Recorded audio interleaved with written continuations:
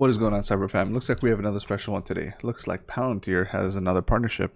I feel like DJ Khaled should be here. They did a partnership with Airbus and Skywise. Another one. They did a partnership with Hyundai in the shipyards.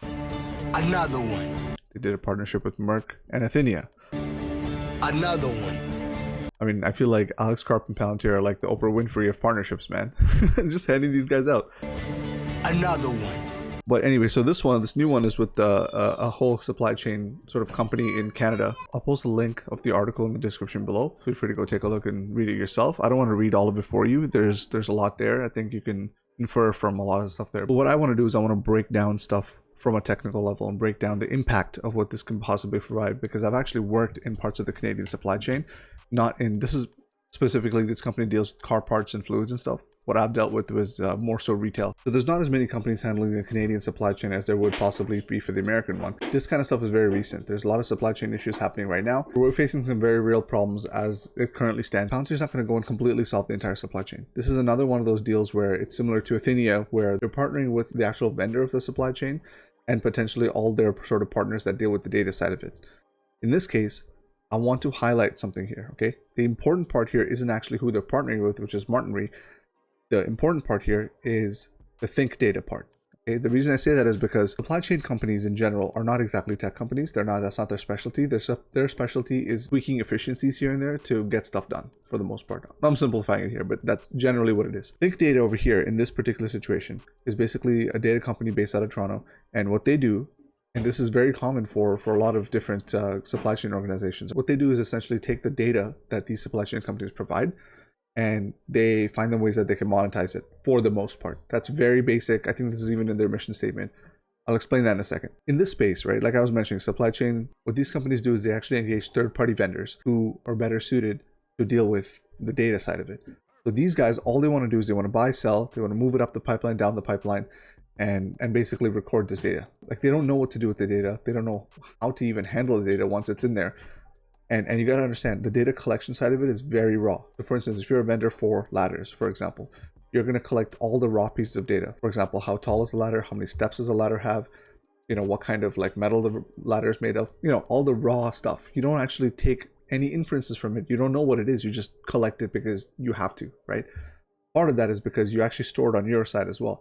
On your end, on your database, you have all of these things stored so that the next time you have to make a decision, it's close to home. Like, you're not going somewhere else, and it's always better to keep notes of what you're getting. This is what supply chain companies do. From that data set, and you guys got to remember, this is just, I'm gonna give you one example. Supply chain companies handle like vast amounts of these kind of products, right? And each of these products come with their own specifications and categories. They leverage and lean on companies like Think Data to actually not just organize the data, but collate it and run it through filters and that kind of stuff. So what happens is with these guys, they get the raw data set. Once they get it, depending on the type of work that this company wants to do, or even roadmap and R&D items, they'll organize the data, they'll curate it, they'll make sure that it looks a certain way so that the analyst down the road can actually view it as some kind of human readable object. You guys see what I'm saying? So they take long lists and tables and they piece it into like a category. And the category is what these analysts take a look at and say, oh, okay, so this is a ladder. You see what I mean? A ladder relates to this group, and this group also buys step stools. You know, stuff like that. I'm just giving you an example. So that's kind of how these things work internally. Now, where Palantir comes in is not specifically with the supply chain company, right? That's what I'm trying to imply here. They're going to get most of their stuff, in my opinion, from Think Data. They can get it from the supply chain company themselves, but they're actually skipping a step by working with Think Data, because Think Data already does the collation. They already do the organization of the data, and most likely Martinry and whoever else is in the supply chain is fairly happy with how they're organizing it. What they need right now is actual insights and decision making, probably also modeling to tell them whether something is going to be a problem, how they can improve, and how all of this fits in to the larger supply chain picture. So supply chains, guys, the problem, okay, is everything's linear. Okay? Everything in the supply chain is very linear. If there's a problem here, the next guy is not going to know about it until this guy reports it or until this guy has a problem. It's not very real time. It quite literally is like one after another. It's almost like a queue. So that's why it causes a lot of these problems. Even if one piece of this entire chain of one company has a problem, the entire chain suffers. This is always how things have been done. it was working for a certain while before during the initial parts of globalization, but more recently with the entire world increasing their industrial capabilities, this is not feasible. Like, this is not something that you could do, because you're going to run into exact same problems we have now. With COVID, all the car manufacturers basically told all the foundries, dude, stop producing anything. I don't think I'm going to sell as much after this pandemic, so please just stop.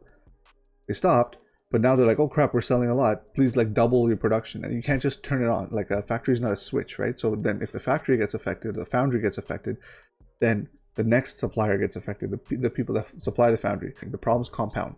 And that's where these issues lie.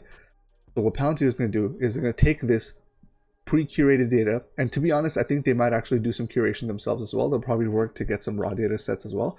But the idea here is the immediate impact that they're going to provide is they're going to get these curated data sets that supply chain companies are already accustomed to, and they're going to run their models on it and say, okay, based on everything that you provided, this is what our suggestions are going to be, and the analysts are going to basically go through those suggestions and make decisions accordingly. This kind of centralized software is not really that common in the industry. Now, I've actually worked, like I mentioned before, I've worked in the supply chain, and what I've done is something similar in the sense where there were multiple data sets. I had to write lots of small software, lots of small microservices to then move data from one place to another, or, for example, grab some data from procurement database, categorize it, and move it over to finance, for instance, so that they can read it. So I've done stuff like that. So it's not very common to have one large piece of software that helps you make these kind of decisions. It's actually quite uncommon, mainly because there's not that many people that do it. But secondly, it's because a lot of these business processes internally, they're not very open to this kind of stuff, because what it's going to do is they think, at least, is going to increase complexity, when in reality it's just going to make things a lot simpler.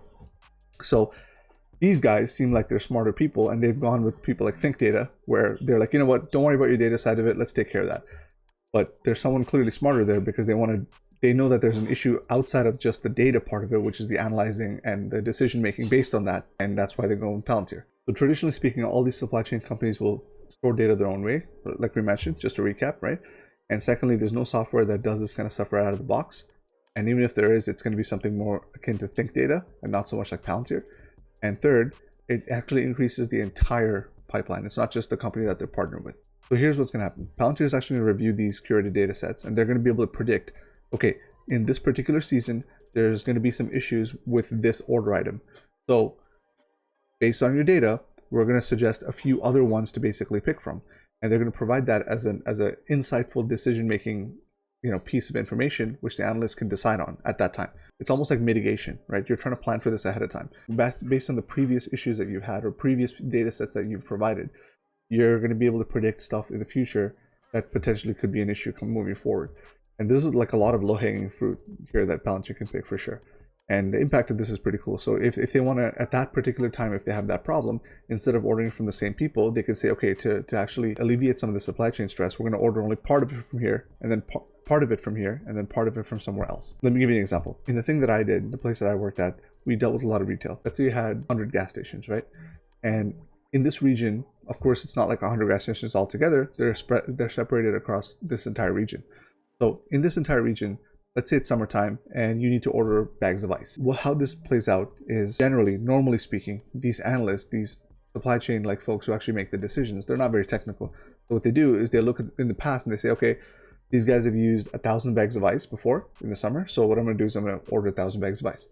What normally happens, and remember, I'm breaking this down as simply as possible. What normally happens is that they'll say, okay, out of the 1,000, we have 100 stores. So each store gets 10 bags of ice. So what this is going to end up doing is it's going to say, okay, based on your data, store A, B, and C use far more ice than the other stores, right? So what we suggest is for you to actually send them an extra 3 bags of ice. So those guys will get 13 bags of ice, and the rest of them will get some sort of adjusted rate after that. Now, this is all based on previous information. It's all based on information that exists currently within their data sets. So this is a kind of informed decision that could be made. And this impacts the supply chain greatly, right? Because what happens is, during crises, during issues, analysts basically are ordered to order as much as possible because they don't know when the next problem is going to happen. So they order and they log, and there's a massive backlog of stuff. And this is what's causing the problems right now. The companies actually make these up the chain are having some issues fulfilling it down the chain. And I've actually literally worked on this for another company. This kind of stuff is like very crucial because what it ends up doing is it moves that decision up the chain as well. So the people that supply these guys right? And supply chain isn't just one supply chain company and then you. It's actually a large group of companies that deal with this entire pipeline. So it's not just a one company problem. So now with these insights, you're actually able to make informed decisions to go away from an evenly distributed model to a very specifically distributed model. So you give the stores and you give the end points of where these products need to go, the right amount of products, so that in the future, you're not going to get some sort of backlog. You won't have any delays on one store and not on another store. You guys see what I'm saying here? So that's the real key impact of what this is going to provide with this partnership here. And guys, let's highlight something real quick here. These kind of inferences are usually done with some kind of machine learning. When I did it, I did do a little bit of machine learning and through some other type of analytics, okay? But these kind of machine learning algorithms need to be trained. And I'll get to this in a second. But the idea is by working with these kind of supply chain companies, Athenia, Skywise, all this stuff, right? These algorithms actually dealing with multiple different categories of data.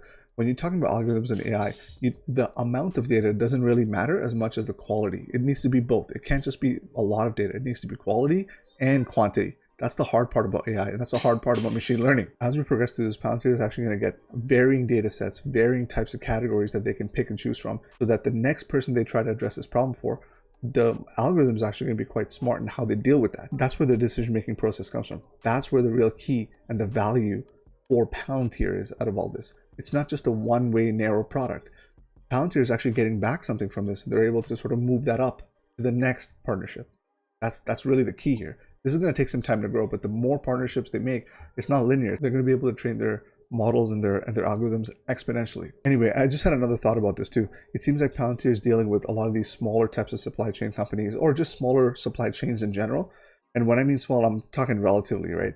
The US supply chain is massive. There's some big companies there. But anyway, so I think they're dealing with these guys specifically because they want to, it's almost like a dry run. Like instead of faking your own data set, right? Why wouldn't you get something real from the industry? So they're partnering with smaller companies like this to actually get their data sets and say, okay, let us help you. You can help us too.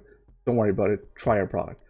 I think this is really crucial because by working with these small companies, you give them an edge actually, right? Because supply chain is a margin type game. They make tons of money, but they make tons of money on tons of stuff. All you business guys, let me know in the comment section below if I'm right or wrong. So the competition is very real here. So if you can invest in some kind of product that's going to give you even a little bit of an edge, these guys will most likely take it. So by providing this value, especially through some cutting edge tech, these guys are going to be on the forefront of competition in their specific space. That's the real impact here we're talking about here, right? I mean, forget the fact that it's going to alleviate some supply chain stuff. We're going to get through this either way. But the thing is, how some companies get through these supply chain concerns is more important. We're starting to see like an actual competitive edge coming out of these kind of partnerships. So the ultimate value is that these companies are all disparate, right? They're all completely disconnected. And what Palantir is going to end up helping with is that as these things come across, if there's any issues, if there's any efficiencies, as these companies make these decisions, it'll actually resonate up and downstream. As more and more of these companies realize that Palantir is the product that's going to help them out through these kind of tough times, it seems like they're taking the right steps to provide value for these guys and for them to get the word out as well. Because these companies are all somewhat related in the sense, right? They all talk to each other and they're all sort of in that same pipeline. Anyway, guys, that's it for me. Hope you guys found the information pretty helpful. If you like this content, like and subscribe. But more importantly, feel free to let me know what you think in the comment section below. And I'm out of here. Catch y'all later. Peace.